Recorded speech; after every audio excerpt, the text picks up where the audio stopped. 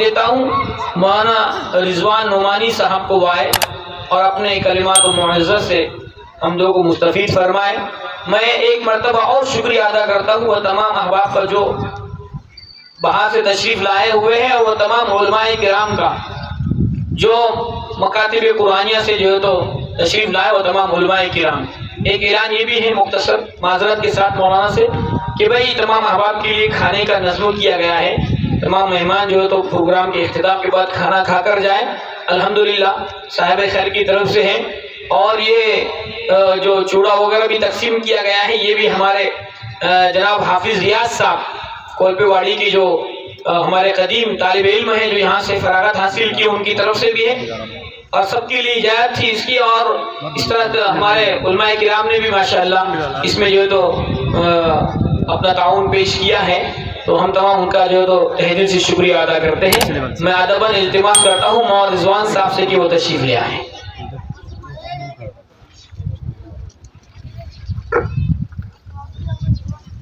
بسم اللہ الرحمن الرحیم، الحمد للہ رب العالمین وبہ نستعین والصلاة والسلام علی اشرف الانبیاء والمرسلین وعلی آلہ واصحابہ الطاہرین، اما بعد۔ آج کے اجلاس کے صدر عالی قدر حضرت مولانا اشفاق صاحب قاسمی دامت برکاتہ، اسٹیج پر جلوہ افروز اولو العزم شخصیات اور دور دراز علاقوں کے اندر چھوٹے چھوٹے دیہاتوں کے اندر رہ کر قوم و ملت کے ایمان و اعمال کی تحفظ کرنے والی عظیم شخصیات، مکاتب کے معلمین اور حاضرین جلسہ، دیکھیے اس ملک عزیز کے اندر ایک وقت وہ تھا یہاں کا رہنے والا پیار محبت الفت مودت کے ساتھ پرسکون زندگی جی رہا تھا، لہذا یہ پرسکون زندگی انگریز کو ہضم نہ ہوئی، اور ایک ناپاک عزم کے ساتھ اس نے تجارت راستے سے ہمارے ملک کے اندر ایسٹ انڈیا کمپنی کے ذریعے سے داخل ہوا، اور صرف وہ داخل نہیں ہوا، جب ملک عزیز کے اندر آیا چپے چپے پہ اس نے اپنے اس کمپنی کی شاخیں برپا کی،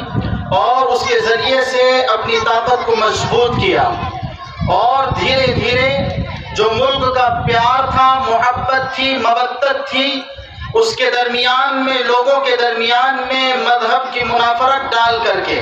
اور ذات پات کی باتوں کو پیش کر کے ایک دوسرے کے دلوں کو توڑنے کا کام کیا، اور یہی نہیں بلکہ دھیرے دھیرے وہ اس مقام پر پہنچا کہ یہاں کے باشندگان کو، یہاں کے رہنے والوں کو اور یہاں کے پرامن زندگی بسر کرنے والے عظیم باشیوں کو ظلم و ستم کا اس نے نشانہ بنایا، یہاں تک ظلم کی انتہا پہنچی، بے قصور ملک کے رہنے والے باشندوں کو کہیں بھی اٹھا کر کے تخت دار پر لٹکا دیا جاتا تھا، اس قدر ظلم کی انتہا پہنچی کہ ٹرین اور دیگر راستوں سے سفر کرنے والوں کو ٹرینوں کے ذریعے سے دھکیل کر کے ان کو ظلم و ستم کا نشانہ بنایا جاتا تھا۔ لیکن یہ بات مسلم ہے، شروع دن سے اہل ایمان نے نہ کبھی کسی پر ظلم کیا ہے، نہ ظلم کرنے والوں کے ظلم کو برداشت کیا ہے۔ اس وقت یہ ظلم کے نظارے دیکھ کر ہمارے اکابر و اسلاف کھڑے ہوئے، اور صرف کھڑے نہیں ہوئے، ملک کے اندر جب انہوں نے دیکھا انگریز اپنی طاقت کو مضبوط کرتے ہوئے ملک کے کئی صوبوں پر قابض ہو گئے ہیں، لہٰذا انہوں نے ملک کے اندر کھڑے ہو کر قائدانہ کردار ادا کیا، اور وہ لوگ جو درس گاہوں کے اندر بیٹھ کر کے اللہ رسول کی تعلیمات دیا کرتے تھے، انہوں نے اپنی نشست گاہوں کو چھوڑ کر کے اور مسجد کے مصلوں پر کھڑے ہونے والے ائمہ نے اپنے مصلوں کو چھوڑ کر کے، خانقاہوں کو چھوڑ کر کے ملک کے چپے چپے کا سفر کیا، اور ملک کے باشندگان کو یہ احساس نہیں تھا ہمارے گلوں کے اندر غلامی کا طوق ڈال دیا گیا ہے، لہٰذا یہ احساس کرایا اور چپے چپے پر ملک کے باشندگان کو جگایا، اور جگا کر کے پھر اس وقت ایک فتویٰ جاری کیا۔ کیا فتویٰ تھا؟ کہ انگریز کی غلامی اور انگریز کے ساتھ تعاون کرنا حرام ہے، لہٰذا اسی اسنا میں ہمارے ملک کے بڑے عظیم مجاہد اعظم حضرت مولانا حسین احمد مدنی علیہ الرحمہ کو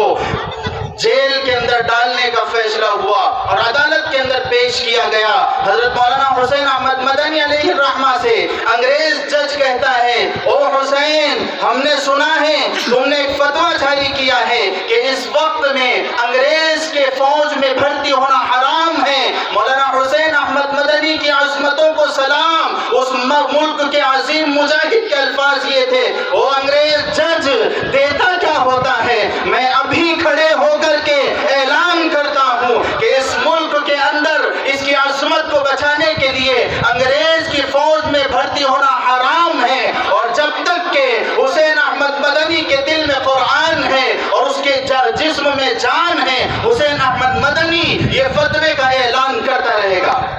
جج کہتا ہے کہ اس کا انجام جانتے ہیں، کہ تو سنا کہ تخت دار پر لٹکایا جائے گا، کہ تو کیا سمجھتا ہے میں ڈر جاؤں گا؟ میں تو اپنے ساتھ جب دیوبند کے سفر سے نکلا تھا تو کفن کو اپنے جیب سے نکال کر کے لہرایا اور کہا تو سمجھتا ہے میں ڈر جاؤں گا؟ 7 کفن لے کر کے آیا ہوں۔ لہٰذا اتنی عظیم تاریخ ہماری ہے، اس ملک کے لیے قربانیاں ہماری ہے، لیکن اس کو فراموش کیا جا رہا ہے۔ اب کچھ نہ سمجھے یہ زمانہ ہمیں، ورنہ تہذیب و تمدن کی بقا ہم سے ہوئی ہے۔ پھولوں کے جبینوں سے ٹپکتا ہے لہو کیوں، جب بھی کبھی کانٹوں کی سنا ہم سے ہوئی ہے۔ ہم نے ہی تو سینچا تھا اس دیش کا گلشن، جب کیوں بعد سحر آج خفا ہم سے ہوئی ہے۔ لہٰذا ہماری تاریخ کو مسخ کرنے کی کوشش کی جا رہی ہے، ہماری خدمات کو فراموش کرنے کی کوشش کی جا رہی ہے، لیکن سنیں، پتا پتا، بوٹا بوٹا، حال ہمارا جانے ہیں، جانے نہ جانے، گل ہی نہ جانے، باغ تو سارا جانے ہیں۔ یہ ایسی ان کی مکاری ہے، یہ اس کو کبھی اس دیش کے واسی قبول نہیں کر سکتے ہیں، اور ہماری تاریخ وہ تاریخ ہے جس کو کبھی مسخ نہیں کیا جا سکتا ہے۔ لہٰذا ایسے حال میں ہمارے بزرگ اکابر و اسلاف کے نقش قدم پر چلتے ہوئے آج کے موجودہ دور کے ہر فرد کی ذمہ داری ہے، پھر اس دیش کے اندر جو چال انگریزوں نے چلی تھی وہی چال چلنے کی کوشش کی جا رہی ہے۔ مذاہب کے درمیان میں منافرت کے بیج بوئے جا رہے ہیں، اور یہی نہیں، مسلمانوں کو مظلوم بنانے کے لیے، خوف زدہ بنانے کے لیے ہر علاقوں میں کوشش ہو رہی ہے۔ ایسے موقع پر ہم مدارس کے طلباء اور یہ مکاتب کی سب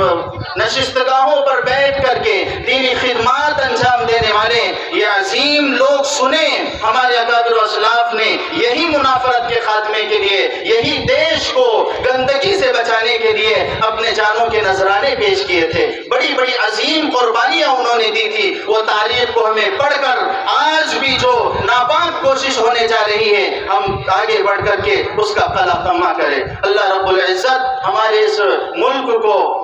یہ جو منافرت کا بیج بویا جا رہا ہے اس سے محفوظ فرمائے، اللہ تعالیٰ اس پروگرام کو قبول فرمائے۔ میں مبارکباد دیتا ہوں مدرسہ اعجاز العلوم کے ہر فرد کو، واقعی ایک ایسا گلستان انہوں نے سجا کر یوم آزادی کے پروگرام کو ترتیب دیا جس کے ذریعے سے بہت قیمتی باتیں ہمارے سامنے آئی۔ یہاں کے تمام اساتذہ، تمام طلباء، تمام ذمہ داران مبارکباد کے مستحق ہیں۔ ماشاءاللہ مکتب مدرسہ اعجاز العلوم اپنے اکناف